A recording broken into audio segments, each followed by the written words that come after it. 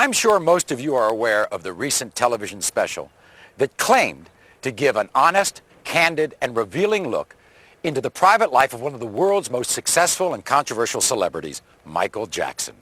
The revelations were explosive. The ratings were enormous. But Michael has claimed that what TV journalist Martin Bashir presented was a twisted and edited construction of scandal and innuendo, not a true representation of the interviews that actually took place. In the next 2 hours, we're going to give you an opportunity unprecedented in the history of television. We're going to show you footage that was never intended to be broadcast.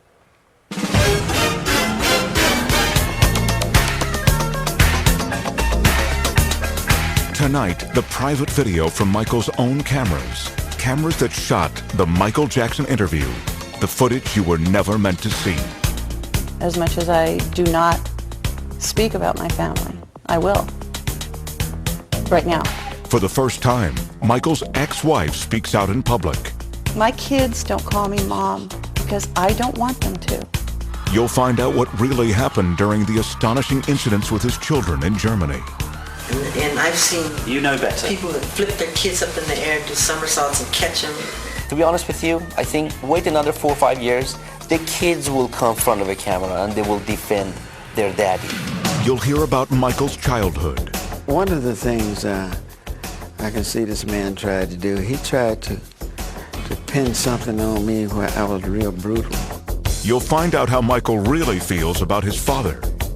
He doesn't know this, but I walk in the room and his presence would be there and I would faint. You'll hear about Michael's surgery that the other special didn't mention. The whole top of his head caught fire right in front of my eyes. You'll hear the truth behind Michael's children and their disguises. Michael's very proud of his children. I'm the one who's terrified. You'll go behind the rumors of the Neverland Ranch. Never did. I would slit my wrist if I would hurt. And find out how those rumors have driven a family from their home. Gavin called me. He was crying on the phone. He went in gas station. The kid in gas station, they start kidding. Oh, you are the kid doing this with Michael. You slept in Michael. They ruined this kid's life. You'll hear from the people closest to Michael.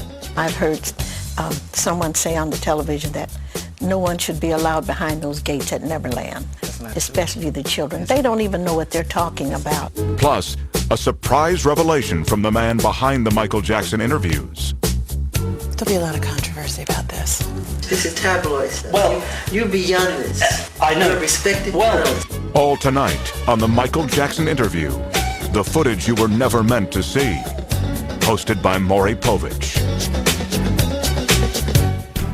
With Mr. Bashir's full knowledge, Michael had his own behind-the-scenes camera documenting the major interviews.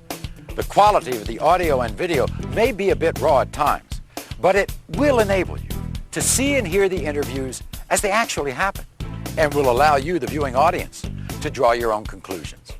And while Michael Jackson has provided this footage to us, he has absolutely no control over the editorial content of this program.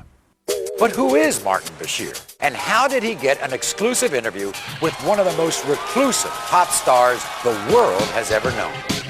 In 1995, this little-known British journalist caused an uproar when his sensational interview with Princess Diana revealed details of her extramarital affair. Since then, he has scored interviews with some of England's most notorious newsmakers, becoming somewhat of a celebrity himself. Martin, quick word for the evening news. His interview with Jackson was, as he put it, a request to show me the real man, but show me everything, make nothing off limits. Michael agreed, and the first interview was scheduled for the summer of 2002.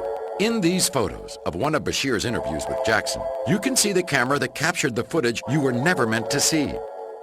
It's mounted right there on the light stand. This is the view it was capturing at the last interview. And this is the shot from the very first interview at Neverland. The man adjusting the lens. Now this is on.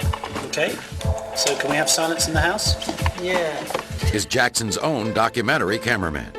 Well, I just wanted to clarify that it was not a secret video.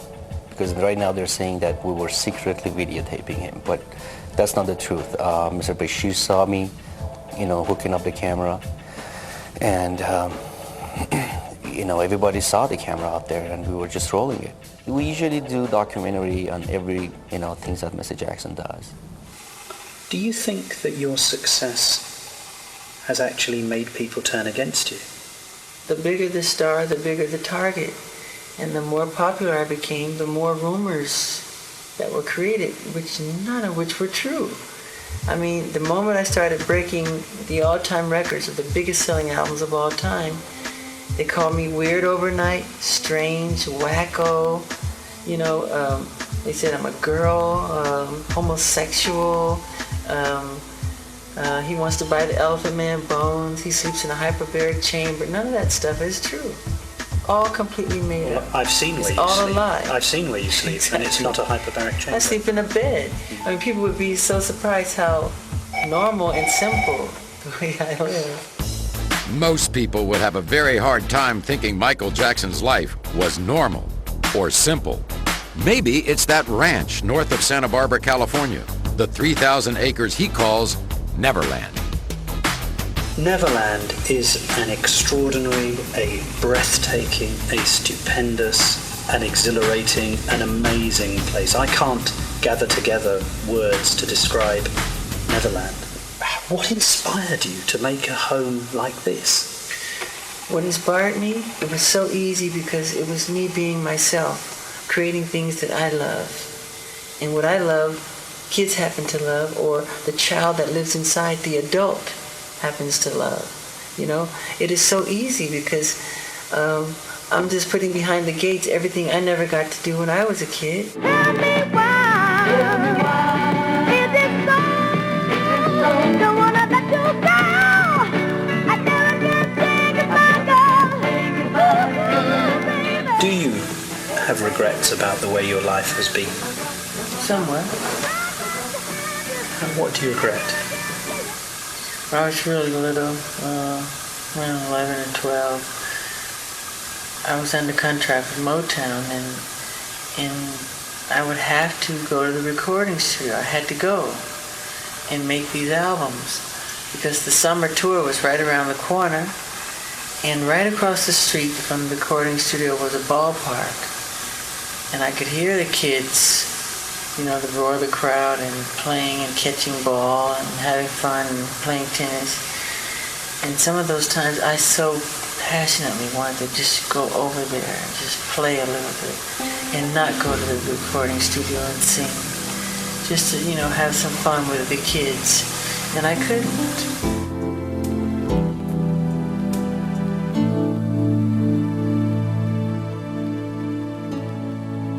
People say, why is he always with children? Well, I was raised in a world with adults. When kids were playing in bed sleeping at night, I was up doing clubs. I was doing club dates, 3 in the morning. The striptease would come on after us. You know, we were performing. And we didn't have friends. My brothers were like my friends, but we worked. There was no Christmas. There were no birthdays, and we were very strict Jehovah's Witnesses. So I'm compensating. Nature makes sure that I compensated for the lost. So when you come behind my gates, you'll see amusement park, you'll see animals, you'll see everything I never got to do. There's candy everywhere. It's fun. While Bashir and his crew were here at Neverland, they got to witness what has become an almost weekly experience. Busloads of children, some from the inner city, some orphaned, some terminally ill, but all of them escaping their reality to spend a day at Michael Jackson's creation.